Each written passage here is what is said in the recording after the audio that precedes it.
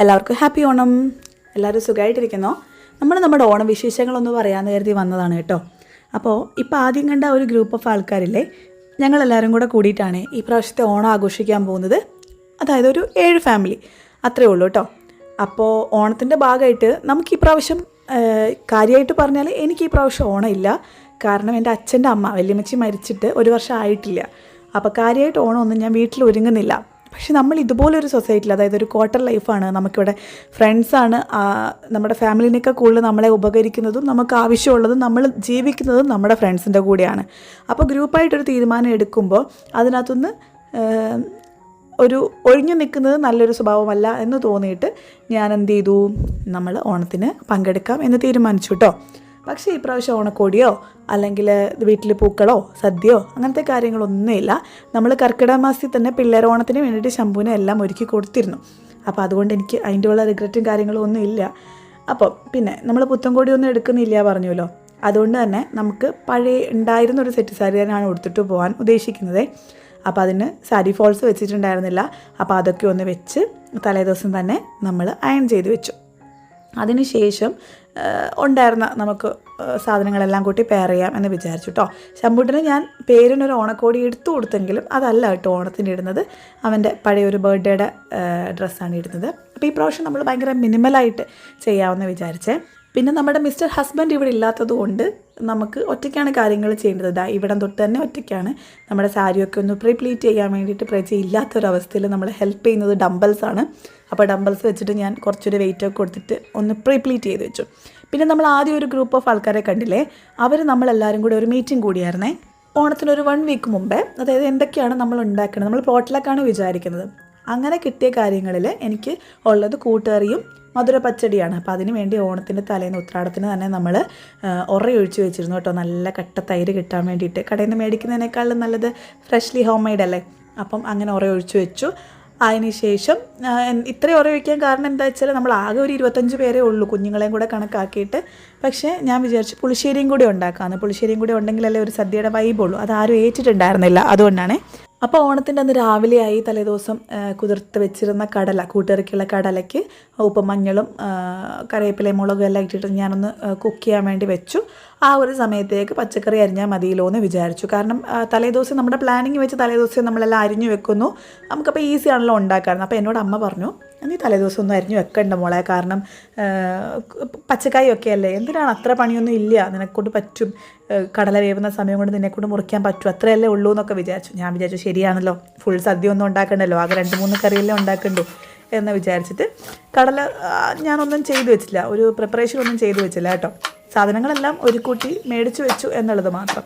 അങ്ങനെ പച്ചക്കായും കടലയും ചേനയും എല്ലാം വെച്ചിട്ട് കൂട്ടുകറി ഉണ്ടാക്കാൻ വേണ്ടി തയ്യാറായി.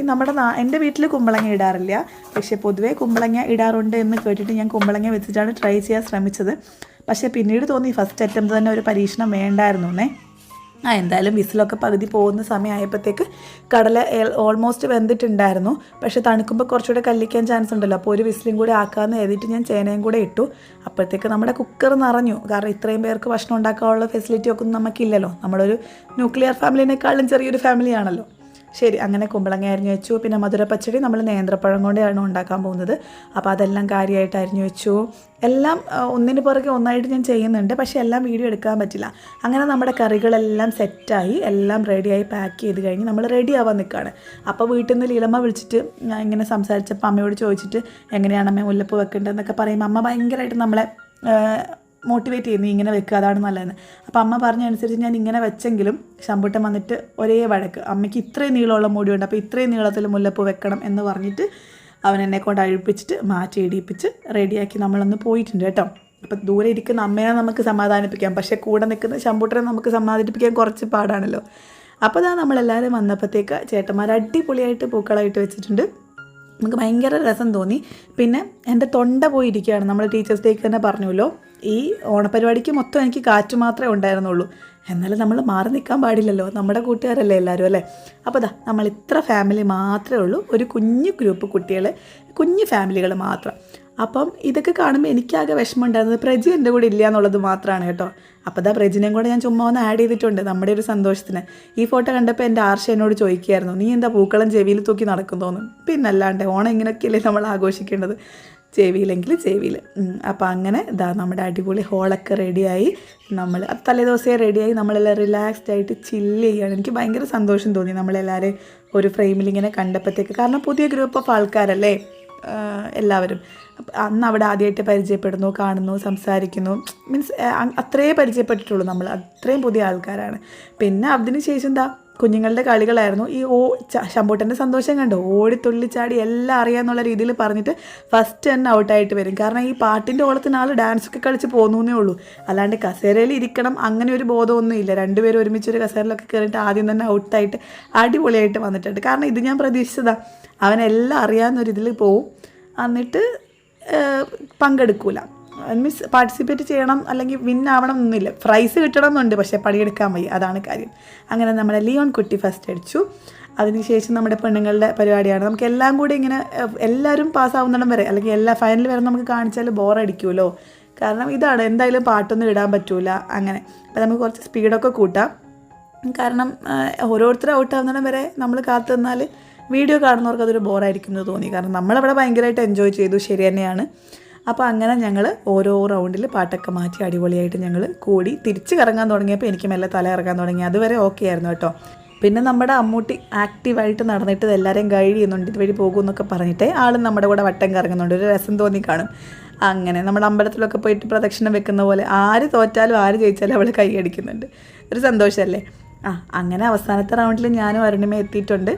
ശരിക്കും തല കറങ്ങാൻ തുടങ്ങിയായിരുന്നു കേട്ടോ. തല കറങ്ങിയിട്ടാണോ ഇല്ലയോ എന്നറിയില്ല, എന്തായാലും ഞാനിരുന്നു. എനിക്ക് ഏതായാലും ഫസ്റ്റ് കിട്ടി. അതിലേറ്റവും കൂടുതൽ സന്തോഷിച്ചത് അവൾ തന്നെയാന്ന് തോന്നുന്നു കേട്ടോ. അപ്പോൾ ശരി, ശമ്പൂട്ടിന് സന്തോഷമായി, അമ്മയ്ക്ക് ഈ സമ്മാനം കിട്ടിയല്ലോ എന്ന്. അത് കഴിഞ്ഞ് പിന്നെ ചേട്ടന്മാരുടെ കളിയായി. അവരുടെ കൂട്ടത്തിലും അമ്മക്കുട്ടി പോകുന്നുണ്ട്, ശമ്പൂട്ടൻ മാറ്റാനൊക്കെ ശ്രമിക്കുന്നുണ്ട്, പക്ഷേ കാര്യമായിട്ട് നടക്കുന്നില്ല. കാരണം അവളുടെ അച്ഛനും കളിക്കുന്നുണ്ടല്ലോ, അപ്പോൾ അവളും കൂടെ പോകണമല്ലോ. അച്ഛൻ തോറ്റപ്പോൾ അവൾക്കാകെ സന്തോഷമായി. അങ്ങനെ അവർ അടിപൊളിയായിട്ട് പോയി. അങ്ങനെ ചേട്ടന്മാരുടെ ഇത് നടന്നു, കസേര കളി നടന്നു. ചേട്ടന്മാരും കാര്യമായിട്ട് എൻജോയ് ചെയ്തു. നമ്മളെല്ലാവരെയും പാർട്ടിസിപ്പേറ്റ് ചെയ്യണമല്ലോ എല്ലാവർക്കും, അങ്ങനെ മാറി നിൽക്കുമൊന്നുമില്ല ആരും. പിന്നെ എനിക്ക് തോന്നിയൊരു കാര്യം എന്താണെന്നറിയാമോ, ഇപ്പോഴല്ല എനിക്ക് നേരത്തെ തോന്നുന്നൊരു കാര്യമാണ്, ഒരു 30 വയസ്സ് കഴിയുമ്പോൾ തൊട്ട് നമ്മുടെ ഒരു ലൈഫിൽ നമ്മൾ കാണുന്ന കാഴ്ചകളെല്ലാം കുറച്ചൊന്ന് മാറുന്ന പോലെ എനിക്ക് തോന്നിയിട്ടുണ്ടേ. എൻ്റെ 30 വയസ്സ് കഴിഞ്ഞപ്പോഴാണ് എനിക്കത് തോന്നി തുടങ്ങിയത്. എന്താ വെച്ചാൽ കുട്ടികൾ എൻജോയ് ചെയ്യുന്ന പോലെ നമുക്കും, കാരണം നമുക്ക് ആ ഒരു 30 വയസ്സൊക്കെ ആകുമ്പോൾ എന്തായാലും നമുക്ക് എല്ലാവർക്കും ഓരോ കുട്ടികളൊക്കെ ആവുമല്ലോ. അപ്പോൾ അവരുടെ കൂടെ കളിച്ചിട്ടാണോ എന്നറിയത്തില്ല, നമുക്കും കൂടെ കളിക്കാനൊരു ടെൻഡൻസി കൂടുന്ന പോലെ എനിക്ക് തോന്നും. അവർ എൻജോയ് ചെയ്യുന്ന പോലെ നമുക്ക് എൻജോയ് ചെയ്യാൻ പറ്റും.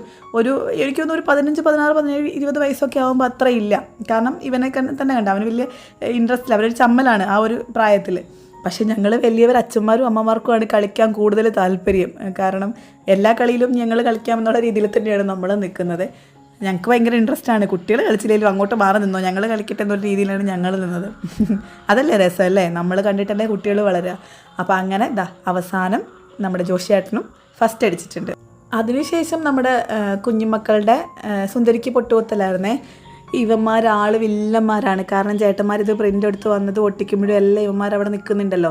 എന്നിട്ട് നോക്കൂ, അതിൻ്റെ സൈഡിലൊക്കെ ഇങ്ങനെ നോട്ട് ചെയ്ത് വെച്ചിട്ടുണ്ട്, ഇത്ര അളവിൽ ഇന്നടുത്ത് വന്നാൽ നമുക്ക് കറക്റ്റ് ആവുന്നത്. അതുകൊണ്ട് ഓൾമോസ്റ്റ് എല്ലാവരും തന്നെ ഒരു ഫേസിൽ മാത്രമാണ് കുത്തിയിരിക്കുന്നത്.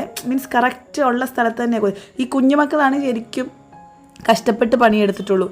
നമ്മൾ വലിയവരെല്ലാവരും കുറച്ച് വലിയവരെന്ന് വെച്ചാൽ ഈ ഒരു 6-7 വയസ്സ്, ഒരു 8 വയസ്സിന് താഴോട്ടുള്ള കുഞ്ഞുങ്ങളൊക്കെ നന്നായിട്ട് അവർ റിയലായിട്ട് കളിച്ചു. അതിനുശേഷം മുകളിലോട്ടുള്ളവരെല്ലാവരും കറക്റ്റ് മെഷർമെൻ്റൊക്കെ എടുത്ത് ചീറ്റിംഗ് ആയിരുന്നു സത്യം പറഞ്ഞാൽ.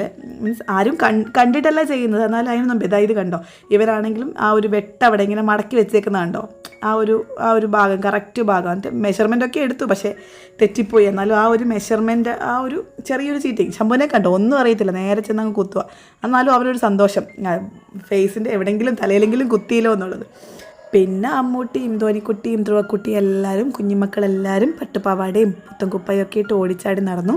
പിന്നെ ഒരു തിരുവാതിര. ഈ തിരുവാതിര ഒരു ഒന്നൊന്നര തിരുവാതിരയാണ്. കാരണം 3 മിനിറ്റ് കൊണ്ട് പഠിച്ച് 2 മിനിറ്റ് കൊണ്ട് കളിച്ചൊരു തിരുവാതിരയാണ് കേട്ടോ. 5 മിനിറ്റ് മൊത്തത്തിൽ സമയം എടുത്തിട്ടുള്ളൂ. അവിടെ നിന്ന് ചേട്ടന്മാരുടെ ഫോൺ മേടിച്ചു, ജസ്റ്റ് ഒരു പാട്ടിട്ടു, ഇങ്ങനെയൊക്കെ ചെയ്തു എന്ന് പറഞ്ഞു. അത്രയും വേഗത്തിൽ ചെയ്തു, അത്രയും വേഗത്തിൽ പഠിച്ചു. ഇതിലകത്ത് 2 പേരും മാത്രം കഴിഞ്ഞ വർഷത്തെ തിരുവാതിരയുടെ പ്രോഗ്രാമിന് തിരുവാതിര കളിച്ചവരാണ്. അപ്പോൾ അവർക്ക് സ്റ്റെപ്സ് അറിയാം. നമ്മളെ പഠിപ്പിച്ചു തന്നു, നമ്മളപ്പം തന്നെ ചെയ്തു, അത്രയേ ഉള്ളൂ കേട്ടോ. കാരണം കഴിഞ്ഞ വർഷത്തെ ഓണത്തിന് ഓർമ്മയുണ്ടോയെന്ന് അറിയില്ല, നമ്മുടെ വീഡിയോയിൽ ഞാൻ പറഞ്ഞിട്ടുണ്ട്. തിരുവാതിരയുടെ ഫസ്റ്റ് ഡേ നമ്മൾ എല്ലാവരും കൂടെ പോയി. വന്നിട്ട് വൈകുന്നേരം എനിക്ക് പനി പിടിച്ചു. പിന്നെ ഓണത്തിൻ്റെ അന്നാണ് ഞാൻ പൊങ്ങുന്നത്. പൊങ്ങിയതല്ല, ഞാൻ എന്നെ തന്നെ സ്വയം പൊക്കിക്കൊണ്ട് പോയതാണ്. എനിക്ക് ഭയങ്കര ഇഷ്ടമാണ് ഇങ്ങനെ പരിപാടിയിലൊക്കെ പങ്കെടുക്കാൻ വേണ്ടിയിട്ട്. അതുകൊണ്ട് ഇപ്പോഴും അതെ, കാറ്റ് മാത്രമേ ഉണ്ടായിരുന്നുള്ളൂ. എല്ലാവർക്കും ചിരിയായിരുന്നു എൻ്റെ സൗണ്ട് കേൾക്കുമ്പോഴത്തേക്ക്. പക്ഷേ ഞാൻ മനസ്സുകൊണ്ട് ഒരു 60% സന്തോഷിച്ചിരുന്നു. ബാക്കി 40% വിഷമം തന്നെയായിരുന്നു കേട്ടോ, എൻ്റെ പ്രജി കൂടെ ഇല്ലാത്തത് കൊണ്ട്. അപ്പോൾ ശരി, പക്ഷെ നമ്മൾ നമ്മുടെ വിഷമം പുറത്ത് കാണിച്ച് വലിയ ഷോ ഓഫ് ചെയ്യാൻ പാടില്ലല്ലോ. അപ്പം അത് അവിടെ കിടന്നോട്ടെ. നമ്മൾ സന്തോഷമായിട്ട് എല്ലാവരുടെയും കൂടെ ആ ഒരു മൊമെൻറ്റ് എൻജോയ് ചെയ്യുക എന്നുള്ളത് മാത്രമാണ് കേട്ടോ ഞാൻ വിചാരിച്ചിട്ടുള്ളൂ. പിന്നെ എനിക്കൊരു സന്തോഷമുള്ളത് അവിടെ പ്രജിയും എവിടെയാണെങ്കിലും ഇതുപോലുള്ള പരിപാടികളൊക്കെ ആഘോഷിക്കും, എൻജോയ് ചെയ്യും. ആളും മാറി നിൽക്കുന്ന കൂട്ടത്തിലൊന്നും അല്ലാത്തതുകൊണ്ട് എനിക്ക് ഭയങ്കര സന്തോഷം തോന്നി. അപ്പോൾ ഞങ്ങളുടെ തിരുവാതിര കഴിഞ്ഞു, വളരെ പെട്ടെന്നായിരുന്നു കേട്ടോ. അതിനുശേഷം മുട്ടായി പെറുക്കലാണ്. ഇവിടെയും ശമ്പൂട്ടൻ്റെ സ്ട്രാറ്റജി തന്നെ ചെയ്തു. ഏറ്റവും ഭംഗിയുള്ള മുട്ടായി മാത്രമേ ഞാൻ എടുക്കുകയുള്ളൂ എന്നുള്ള സ്ട്രാറ്റജിയായിരുന്നു പുള്ളിക്കാരന്. എന്നിട്ട് കൗണ്ട് ചെയ്തിട്ട് നോക്കിയിട്ട് അവന് കുറച്ച് കവർ പൊളിഞ്ഞ് കിടക്കുന്നതൊക്കെ ഉണ്ട്, തിരിച്ചിടുന്നു. എന്നിട്ട് നല്ലത് മാത്രമേ എടുക്കുന്നു.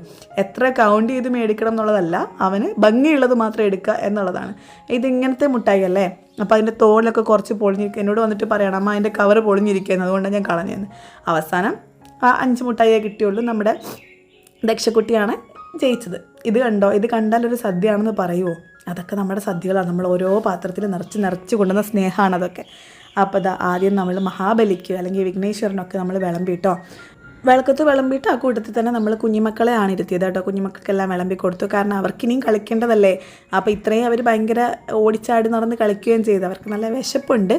അപ്പോൾ ആ ഒരു കറക്റ്റ് ടൈമിൽ തന്നെ നമ്മൾ കുഞ്ഞുങ്ങൾക്ക് അങ്ങ് ഭക്ഷണം കൊടുത്തു. സത്യത്തിൽ ഈ ഒരു സദ്യ ഒന്നും കുട്ടികൾ എൻജോയ് ചെയ്യില്ല. എല്ലാ കുട്ടികളും, കുഞ്ഞു കുട്ടികൾ തീരെ എൻജോയ് ചെയ്യില്ല, വലിയ കുട്ടികൾ നന്നായിട്ട് എൻജോയ് ചെയ്യും. കുഞ്ഞു കുട്ടികൾ എന്താ ചെയ്യുന്നതെന്ന് വെച്ചാൽ അവർക്ക് ഇഷ്ടമുള്ള കറികൾ മാത്രം പിക്ക് ചെയ്തിട്ട് കഴിക്കും. അതിന് നമ്മൾ കുട്ടികളെ പറഞ്ഞിട്ട് കാര്യമില്ല. നമ്മുടെ കൂട്ടത്തിൽ വലിയവർ തന്നെ അങ്ങനെയുണ്ട്, പിക്കി ഈറ്റേഴ്സ് ആയിട്ടുള്ള ആൾക്കാർ.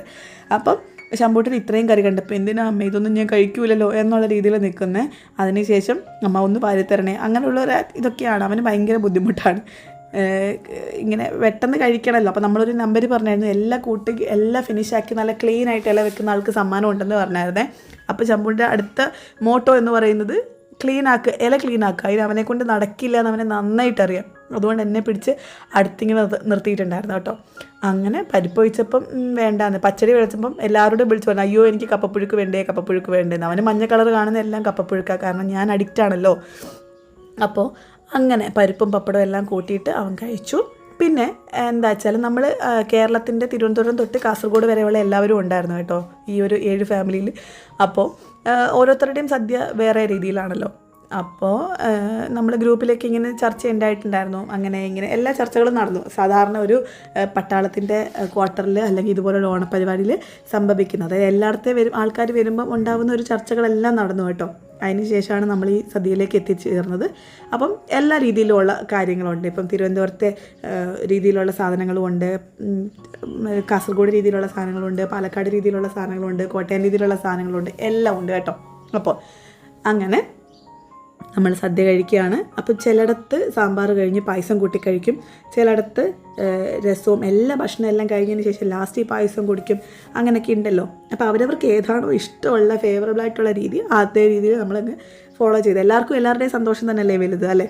അപ്പോൾ ഇതെൻ്റെ ഇലയാണെന്ന് അറിയാതെയാണ് ഞാൻ ഈ വീഡിയോ എടുക്കുന്നത് കേട്ടോ.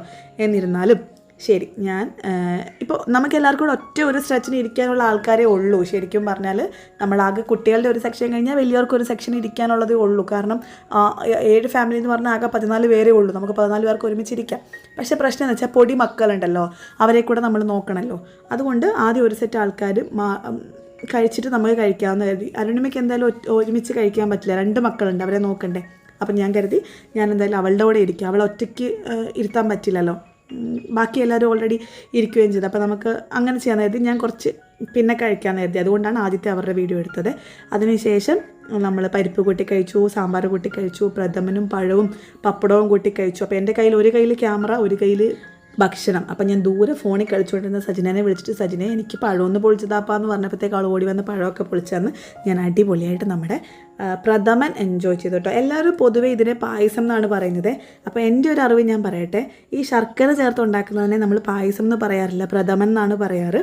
പാൽ ചേർത്തുണ്ടാക്കുന്നത് പായസം. ഓക്കെ, അതവിടെ കഴിഞ്ഞു. പിന്നെ നമ്മൾ പുളിശ്ശേരി കൂട്ടി കഴിച്ചു, അതേപോലെ രസം കൂട്ടി കഴിച്ച് നമ്മളെല മടക്കി അടിപൊളിയായിട്ട് കഴിഞ്ഞു കേട്ടോ. എൻജോയ് ചെയ്തു നന്നായിട്ട്. പിന്നെ സുന്ദരിക്ക് പൊട്ട് കുത്താൻ ഞാനാണ് ഫസ്റ്റ് പാർട്ടിസിപ്പേറ്റ് ചെയ്തത്. പക്ഷേ എൻ്റെ വീഡിയോ ആരും എടുത്തിട്ടില്ല, അതുകൊണ്ട് എനിക്ക് വീഡിയോ കിട്ടിയിട്ടില്ല. ബാക്കി എല്ലാവരുടെയും വീഡിയോ ഞാൻ എടുത്തല്ലോ, അതുകൊണ്ട് എനിക്ക് കിട്ടി. അതുകൊണ്ട് ഞാൻ അത് ഇതിനകത്ത് ആഡ് ചെയ്യാം. പക്ഷേ എന്താ പ്രശ്നം വെച്ചാൽ, ഫസ്റ്റ് ഞാൻ കുത്തിയത് തന്നെ കറക്റ്റായിട്ടാണ് കുത്തിയത്. നടുക്ക് ആ ഒരു വട്ടപ്പൊട്ടിന് നടുക്കൊരു റെഡ് കണ്ടോ, അത് ഞാൻ കുത്തിയതാണ് കേട്ടോ. അത് കഴിഞ്ഞ് സ്വപ്നിച്ച് കുത്തി, അത് കഴിഞ്ഞ് സജിനെ കുത്തി, അങ്ങനെ എല്ലാവരും പൊട്ട് കുത്തി കേട്ടോ. പൊട്ട് കുത്തി കഴിയുമ്പം നമ്മളൊരു റൂള് വെച്ചായിരുന്നു, പറഞ്ഞു കൊടുക്കാം, നമുക്ക് ഗൈഡ് ചെയ്യാം. നമ്മുടെ കുഞ്ഞുങ്ങളോ ആരെങ്കിലും നമ്മൾ ഗൈഡ് ചെയ്യട്ടെ, അപ്പം ചെയ്യാമെന്ന്. പക്ഷേ നമ്മൾ കുഞ്ഞുങ്ങൾക്ക് ഒരിക്കലും കള്ളം അറിയില്ലല്ലോ. അവർ സത്യസന്ധമായ രീതിയിൽ മാത്രമേ പറഞ്ഞു തരുന്നു. അവിടെയല്ല, നമ്മുടെ കൈ വരെ കൊണ്ട് പിടിച്ച് തരും, ഇവിടെ കുത്തെന്ന് പറഞ്ഞിട്ട്. അങ്ങനെ ഞങ്ങൾ രണ്ടുപേര് ഒരേപോലെ കുത്തിയിട്ടോ. ഞാനും അതെ, അരുണിമയും അതെ, പൊട്ടിന് നടുക്ക് തന്നെ കുത്തി. അവളാണെങ്കിൽ അകത്തിട്ട് അമ്മ കുത്തെന്ന് പറഞ്ഞിട്ട് അവൾ, അരുണിമയുടെ മോളാണ് രക്ഷക്കുട്ടി, അവൾ പറഞ്ഞു കൊടുത്തു. അത് കഴിഞ്ഞ് ചേട്ടന്മാരെ വലുതായിട്ട് നമ്മൾ സപ്പോർട്ട് ചെയ്തില്ല കേട്ടോ. അവർക്ക് കുറച്ചും കൂടി ട്രിക്കി ആക്കാമെന്ന് കരുതിയിട്ട്. പക്ഷേ ചേട്ടന്മാരും ഇതേ നേരത്തെ പറഞ്ഞ പോലെ മക്കളെപ്പോലെ കൃത്യം അവർക്ക് അറിയാമല്ലോ. അവരാണ് അവിടെ ഒട്ടിച്ചത്. അപ്പോൾ അവരുടെ ഹൈറ്റ്, അവരുടെ രീതിയിലൊക്കെ അവർക്ക് അറിയാം. എന്നാലും ആർക്കും കിട്ടിയൊന്നുമില്ല കേട്ടോ.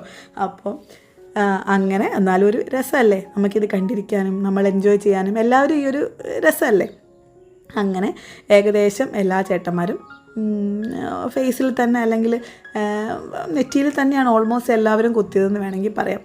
എന്നിട്ട് ഞങ്ങൾ കുട്ടിയുടെ വായി പൊത്തുന്നു, ചേട്ടന്മാരുടെ കണ്ണ് പൊത്തുന്നു, എല്ലാം നടക്കുന്നുണ്ട്. അവൾ സമ്മതിക്കൂല.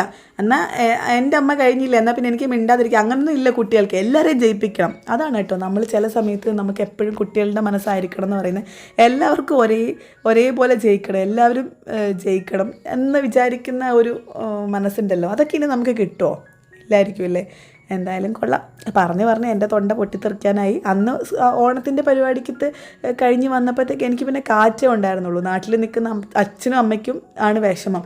പിന്നെ കണ്ണൂർ വീട്ടിലൊരു ഓണാഘോഷം നടന്നു. അതിനെല്ലാവരും എന്നെ വിളിച്ചിട്ട് എനിക്ക് സംസാരിക്കാൻ പറ്റും. ഞാൻ സംസാരിക്കുന്നുണ്ട്, പക്ഷേ എൻ്റെ കാറ്റ് പോലും അവർ കേൾക്കുന്നില്ല എന്നൊരവസ്ഥയായിരുന്നു. അപ്പം അങ്ങനെ അവസാനം അവിടുത്തെ ഓണപ്പരിപാടി കഴിഞ്ഞ് നമ്മുടെ പൊടിമക്കൾക്ക് എല്ലാവർക്കും ആദ്യം ഗിഫ്റ്റ് കൊടുത്തു.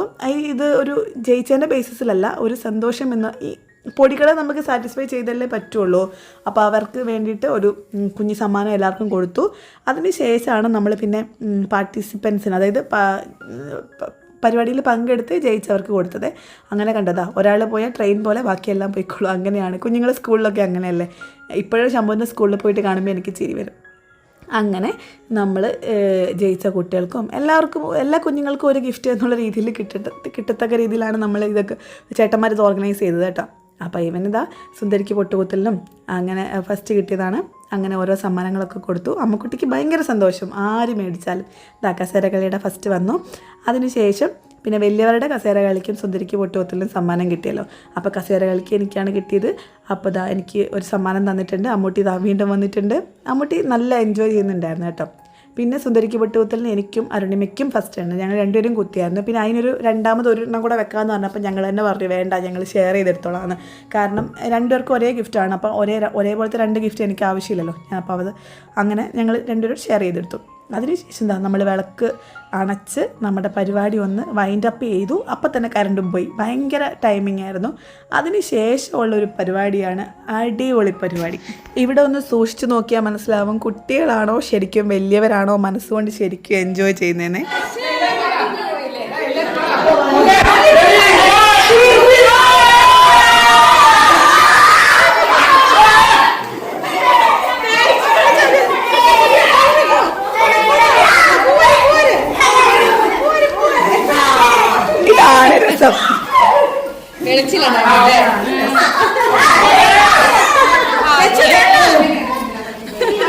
അവിടെ